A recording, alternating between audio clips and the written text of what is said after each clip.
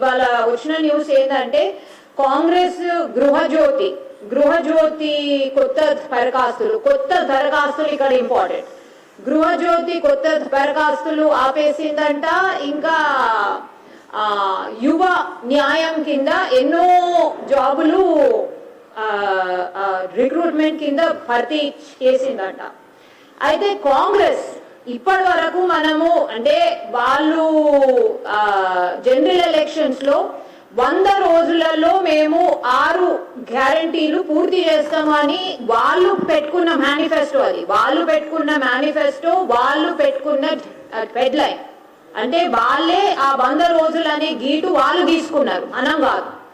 అయితే ఇప్పటి వరకు ఆ 6 గ్యారంటీలు లేకపోతే 13 సబ్ గ్యారంటీలలో ఒక్కటి కూడా పూర్తి కాకపోగా ఈ గృహజ్యోతి అనేది మీరు ఎప్పుడు స్టార్ట్ చేసిండ్రు?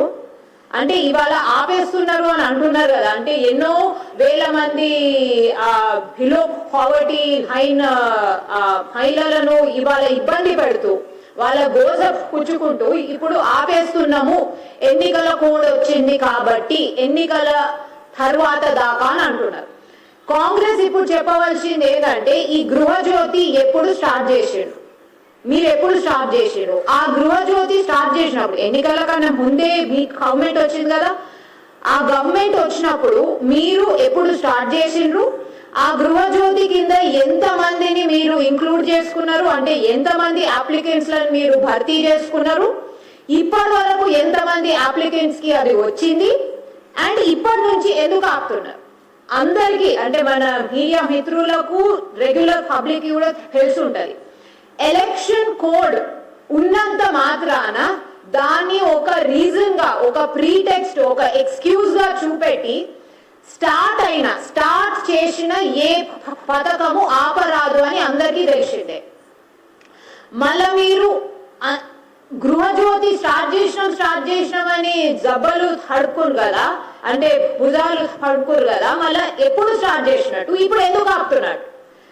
కొత్త అప్లికెంట్స్ లను భర్తీ చేయమని మీరు ఎందుకు ఆ స్టేట్మెంట్ ఇచ్చిండ్రు? ఎందుకు ఆపేసిండ్రు? స్టేట్మెంట్ ఇచ్చుడే కాదు, ఆపేసిండ్రు. సో ఇప్పుడు ఆడవాళ్ళు ఎక్కడికి వెళ్ళాలి? కొత్త అప్లికెంట్స్ వాళ్ళ నెక్స్ట్ 2 months లో వాళ్ళకు ఈ అబ్సల్యూట్లీ ఈ గృహజ్యోతి అనేది ఏదో మ్యాండేటరీ కాకుండా ఏదో అవసరం అయితే వాడుకుంటాం లేకుంటే లేదనేది కాదు. చాలా ఇళ్లలో ఇది మ్యాండేటరీ రిక్వైర్మెంట్. ఈ మ్యాండేటరీ రిక్వైర్మెంట్లను ఆడవాళ్ళు ఎక్కడి నుంచి భర్తీ చేసుకోవాలి? కాంగ్రెస్ ప్రభుత్వం చెప్పాలి. ఈ గ్యారంటీలు వారంటీలు ఏమి ఇచ్చేయకపోగా, ఏమి దాంట్లో చేయకపోగా ఫోన్ ట్యాపింగ్ అనే ఒక భూతాన్ని పట్టుకున్నారు. సరే, ఫోన్ ట్యాపింగ్ ఇప్పుడు మన పక్క రాష్ట్రం వాళ్ళనే మనం ఇప్పటి వరకు చాలా సార్లు అనుకుంటూ వచ్చినాం.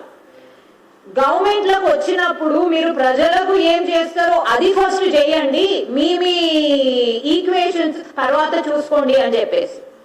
ఇక్కడ ఒక్క గ్యారంటీ కూడా పూర్తి కాకపోగా హంది మీద ఏడుస్తుడు. బీజేపీ పైసలు ఇస్తలేదని చెప్పేసి, లేకపోతే ఇప్పుడు మొన్నటిదాకున్న టిఆర్ఎస్ మొత్తం కుక్కేసింది అని చెప్పేసి. మళ్ళా మీరేం చేస్తున్నట్టు లాస్ట్ 4 నెలల నుంచి అంటే మీతోనే 100వ రోజు మన బషీర్బాగ్ ప్రెస్ క్లబ్ లో ప్రెస్ మీట్ పెట్టి మీతో మాట్లాడిండ్రు. ఏం చెప్పిండ్రు మీరు చెప్పాలి నాకు. అంటే అది అందరం చూసినాము. ఏమి గ్యారంటీలు, ఎప్పుడు స్టార్ట్ చేసిండు, ఎప్పుడు పూర్తి చేయబోతుండ్రు, ఎప్పుడు అది కంప్లీట్ అవుతుందని. ఇంకోటి యువ న్యాయం, గృహలక్ష్మి అటకెక్కింది, అది మనము క్లియర్ గా రాసుకోవచ్చు. గృహలక్ష్మి గృహజ్యోతి అటకెక్కింది. వాళ్ళు స్టార్ట్ చేసిండ్రట, ప్రోగ్రామ్ ని స్టార్ట్ చేసిన తర్వాత ఇప్పుడు ఎలక్షన్ కోడ్ అనే నెపంతో ఆపేసిండ్రట, అటకెక్కింది.